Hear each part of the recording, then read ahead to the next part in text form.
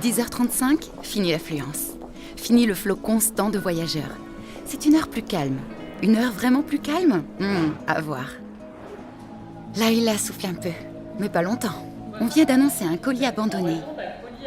Tandis que les voyageurs font demi-tour, Laïla repère une personne anxieuse qui se dirige vers elle. Elle lui explique ce qu'il se passe, le voyageur fait signe qu'il ne comprend pas. Et là, ça fait tilt. Elle se rend compte qu'il est appareillé. Pas toujours facile à voir. Très fière, elle lui signe le bonjour, puis lui montre la boucle magnétique.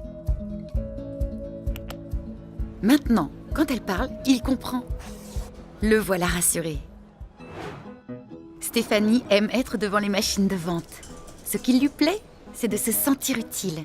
Et elle est servie. Là, une personne avec une poussette. Une fois son ticket validé, Stéphanie lui ouvre la porte. Et maintenant, un homme malvoyant. Elle se présente et l'accompagne vers la machine de vente vocale. Tiens, un monsieur qui semble totalement perdu. Elle lui parle, mais il répond en chinois. Stéphanie utilise son plus bel anglais, approximatif mais efficace. Rien, alors elle parle lentement avec des signes et lui montre sa tablette pour qu'il indique sa destination. C'est compris. Astucieux la photo pour se souvenir. C'est avec attention que Kumba vérifie ses installations. Elle est heureuse de voir que de plus en plus d'aménagements facilitent l'accès au métro des personnes à mobilité réduite. De retour, elle remarque une jeune fille regardant fixement le logo S3A. Kumba comprend que grâce à lui, cette voyageuse ose demander de l'aide. À elle maintenant de la rassurer. D'une voix calme et avec des mots simples, Kumba s'assure que la personne a besoin ou envie d'être aidée. Quelques minutes plus tard, Kumba regarde la jeune fille partir avec confiance. Elle tient à la main le plan de lecture confort avec les stations et correspondances surlignées.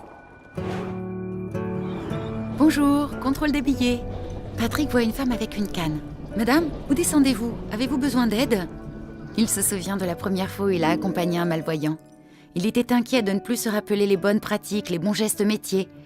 Alors il s'est imaginé ne voyant rien et a réfléchi à comment il aimerait qu'on fasse avec lui.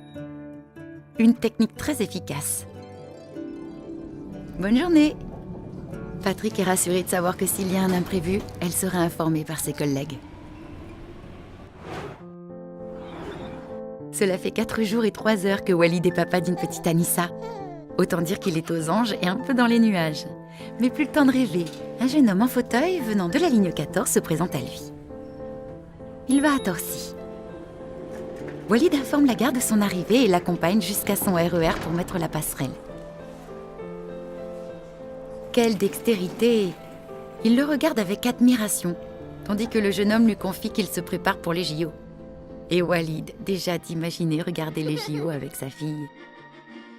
10h35, d'autres stations, d'autres gares et d'autres agents, toujours aussi professionnels, qui vont au-devant des voyageurs, de tous les voyageurs, en les aidant, les accompagnant, prenant des initiatives.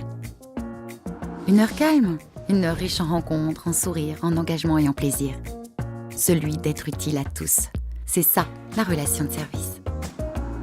Lorsque la proactivité aide à l'accessibilité, tout le monde gagne en sérénité.